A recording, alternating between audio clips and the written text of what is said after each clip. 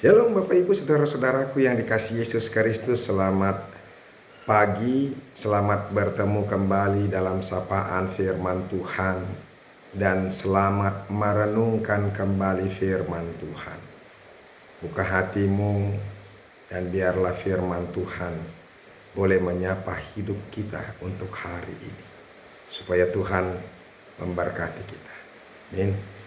Firman Tuhan yang menjadi renungan buat kita hari ini yaitu yang terambil dari 2 Korintus pasal yang ke-9 ayat yang ke-8.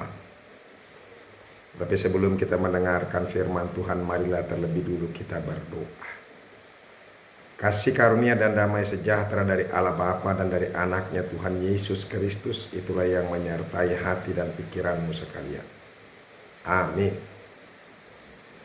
Bapak Ibu Saudara-saudara, firman Tuhan 2 Korintus pasal yang ke-9 ayat yang ke-8 dikatakan demikian. Dan Allah sanggup melimpahkan segala kasih karunia kepada kamu, supaya kamu senantiasa berkecukupan di dalam segala sesuatu, dan malah berkelebihan di dalam pelbagai kebajikan. Demikianlah firman Tuhan. Bapak Ibu Saudara-saudaraku yang dikasihi Yesus Kristus dan diberkati Tuhan, tahukah kita bahwa pekerjaan memberi itu adalah berkat? Berkat bukan saja bagi orang yang menerima, tetapi berkat juga bagi orang yang memberi. Supaya kita menyadari saudara-saudara, ketika kita memberi, di situ juga atau pada saat itu juga kita sudah diberkati. Itu makanya indahnya saudara-saudara memberi. Makanya firman Tuhan berkata lebih baik memberi daripada menerima. Ini yang harus kita camkan dalam hati kita masing-masing. Ternyata ketika kita memberi, disitulah berkat Tuhan akan nyata dalam kehidupan kita. Oleh karena itu Bapak Ibu Saudara-saudara, kalau engkau mau diberkati Tuhan, maka buka hatimu untuk memberi kepada seseorang atau kepada orang lain, supaya hidupmu penuh dengan berkat. Kalau kita mau supaya Tuhan memberkati hidup kita ini, maka bermurah hatilah kepada banyak orang. Maka percayalah, berkat Tuhan itu mengalir begitu deras dalam kehidupan kita. Cuma jangan salah sangka tentang apa yang dikatakan ketika kita memberi maka kita akan diberkati Tuhan. Misalnya ketika kita memberi 100.000, maka Tuhan akan memberikan 100.000 kemudian kepada kita.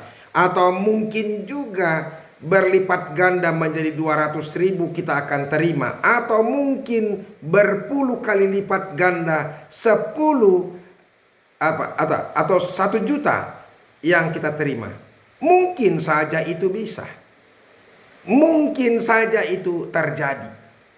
Tetapi saya mau katakan kepada kita, bukan itu yang dimaksud dengan ketika kita memberi maka di situ kita akan diberkati Tuhan.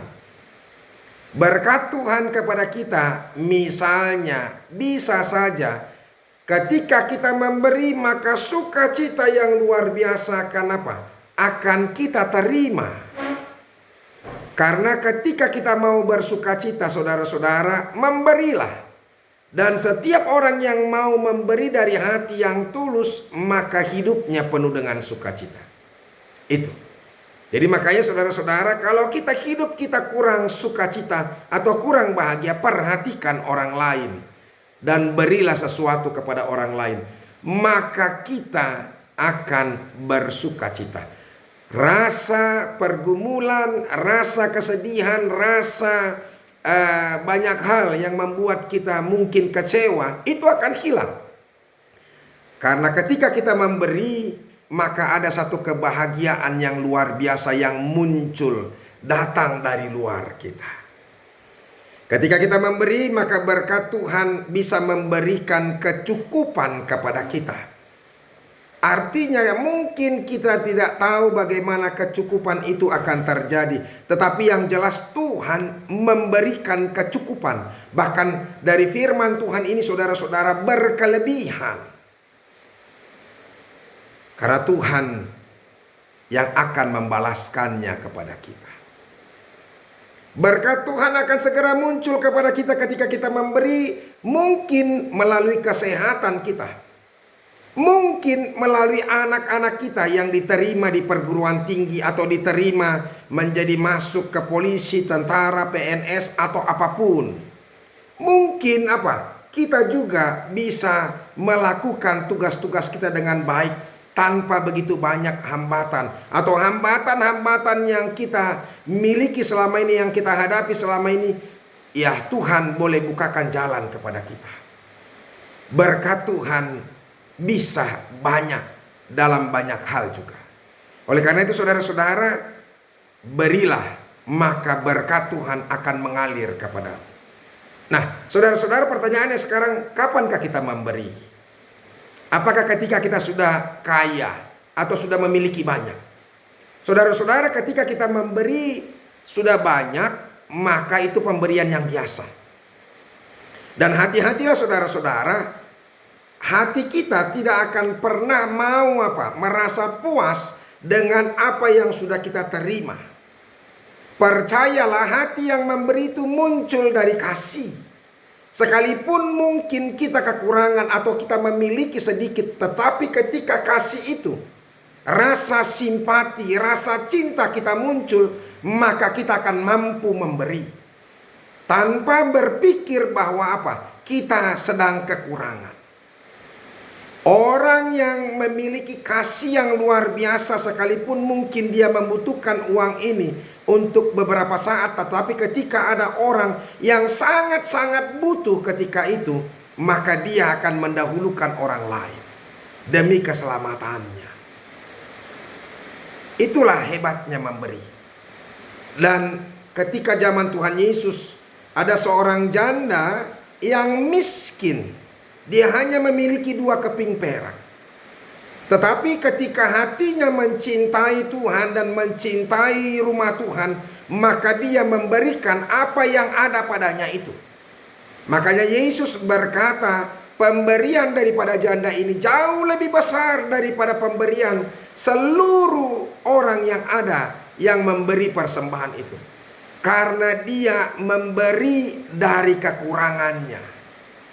Bayangkan saudara-saudara, memberi dari kekurangan, bukan memberi dari dari kelebihan.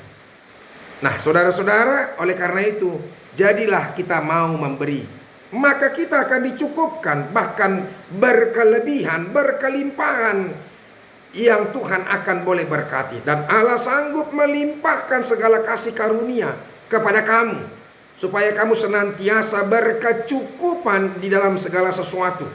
Jadi ketika kita mau memberi, maka Tuhan akan memberikan kelimpahan sehingga kita berkecukupan dalam segala sesuatu. Dalam segala sesuatu berarti banyak hal. Tapi yang paling penting adalah sukacita dan kebahagiaan, damai sejahtera dari Tuhan. Saudara-saudaraku, apakah yang kita cari di dunia ini? Tentunya sukacita, damai sejahtera, dan kebahagiaan. Untuk apa harta yang banyak? Kalau kita juga mengalami pergumulan, penderitaan, dan merasa kehilangan sukacita dan kebahagiaan. Untuk apa kita memiliki banyak hal di dunia ini kalau kita sendiri kehilangan damai sejahtera dalam kehidupan kita? Oleh karena itu saudara-saudara, mari kita memberi, sama seperti orang Makedonia ini. Begitu luar biasanya mereka memberi. Kalau kita lihat dari pasal yang ke-8, betul-betul luar biasa yang dianugerahkan Tuhan kepada jemaat-jemaat yang ada di Makedonia. Bahkan mereka, di ayat 2 dikatakan, pasal yang ke-8, selagi dicobai dengan berat dan dalam pelbagai penderitaan, sukacita mereka meluap. Dan meskipun mereka sangat miskin, namun mereka kaya dalam kemurahan.